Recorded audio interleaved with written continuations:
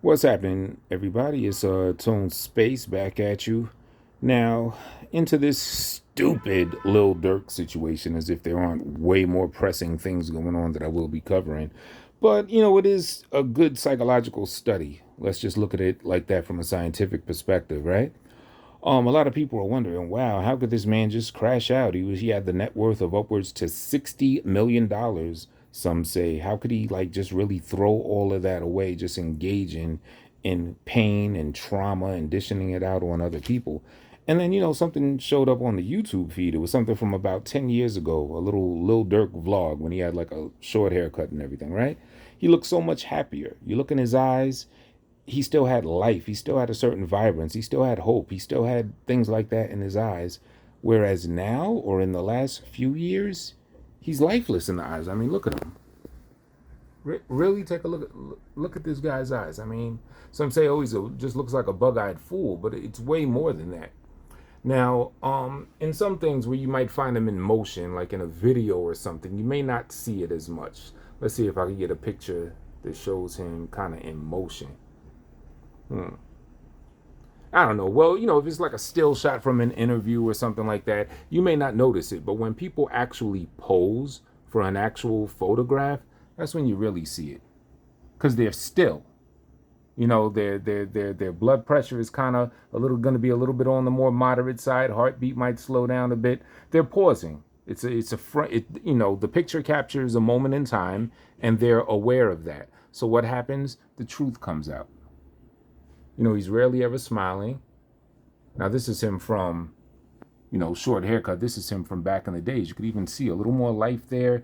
You could see around the cheek area, it's just a little bit more northern. It's a little more pronounced, like there's some life in him and everything like that. But I mean, come on now. Look at this guy. The dude's walking depression. He's depressed. He's avoiding his depression. This is just my personal assessment. Of course, I could be totally wrong. You know what I mean? Even here, like you could kind of see the change starting to take place. I mean, look at this. I think this is actually like his official profile picture. You really see it here.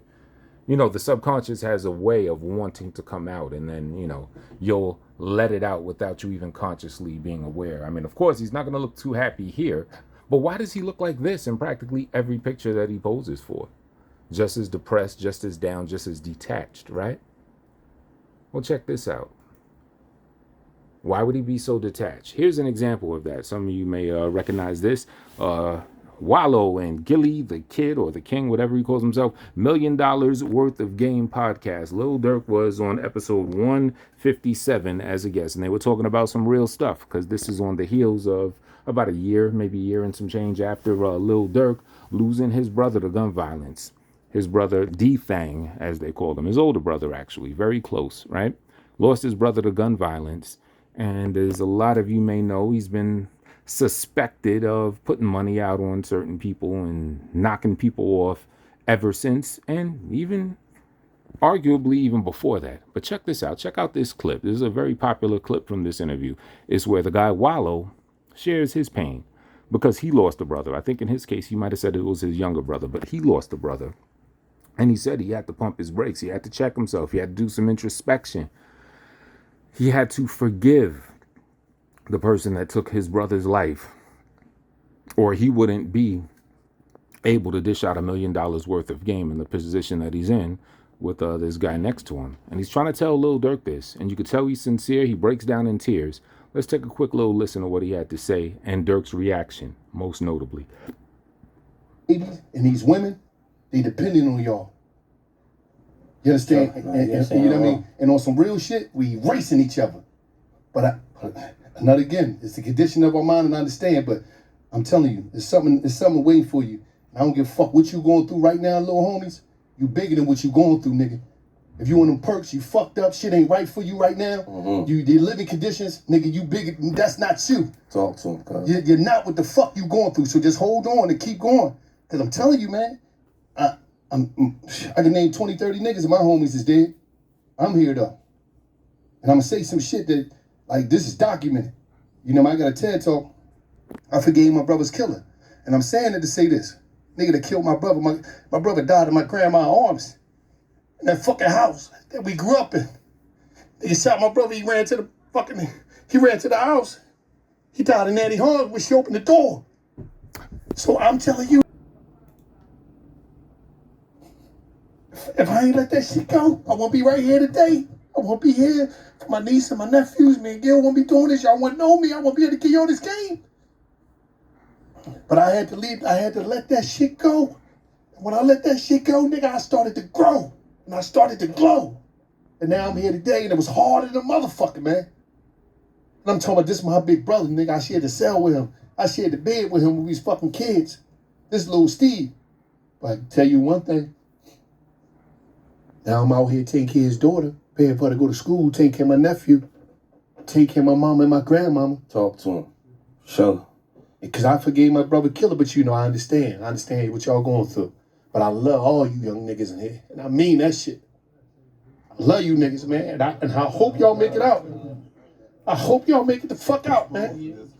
And he, like, straight up, man. It's so crazy. Yeah, this motherfucker really dropping tears for this shit. Like, shit for real. Like, I love being around the young nigga. Now, of course, this is only my opinion, but you heard his reaction. He's real. This motherfucker's dropping real tears for this shit right here. For real. I don't know. Maybe some may agree with me. Maybe some won't.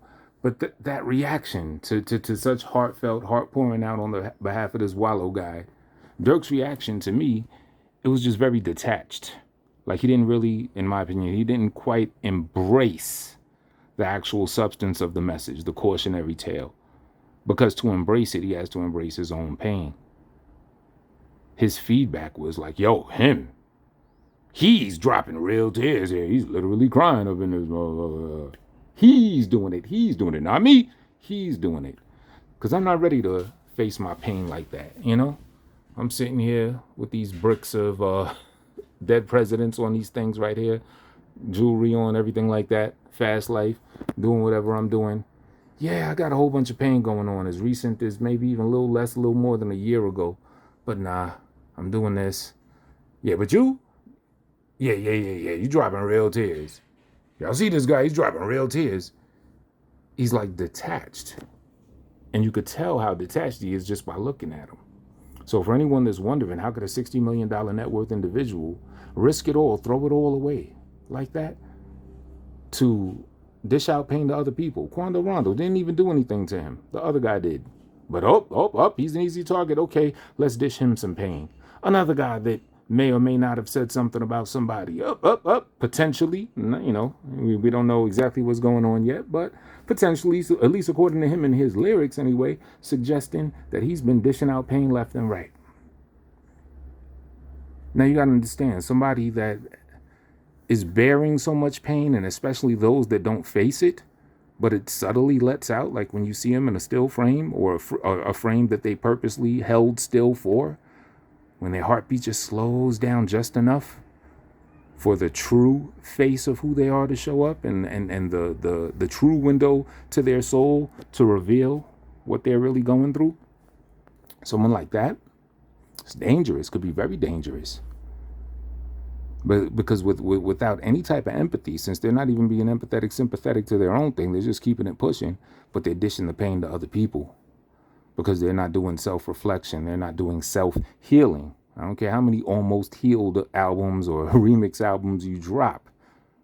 You know, like I said, the subconscious is crazy. It'll tell you some things. But unless you're really doing that, that could be a dangerous individual.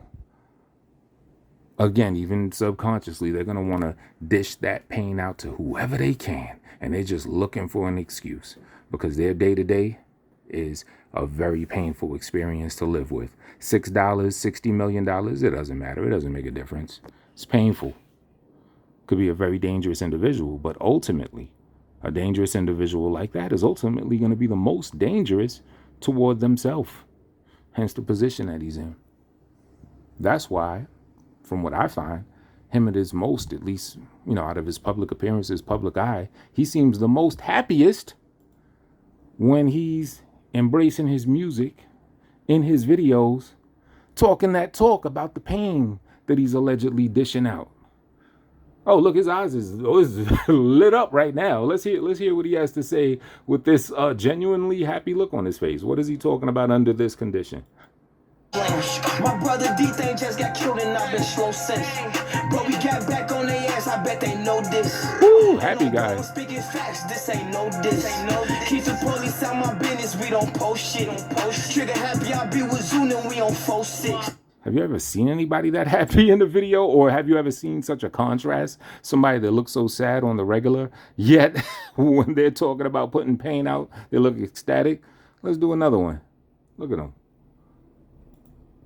You ain't got your gun for them, you better have your gun for me. Better keep your gun for motive, better keep your gun for C. Think I'm ready, come see. You gon' end up by that tree. Better keep your gun for Bona. We call him cheap. Man, we should've killed him sooner. Cause he a thief. I told this kid, my mom eat me, she made me hungry.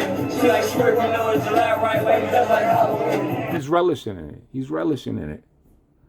Because now he's kind of like getting to reflect on the pain that either he plans to dish out or allegedly has dished out.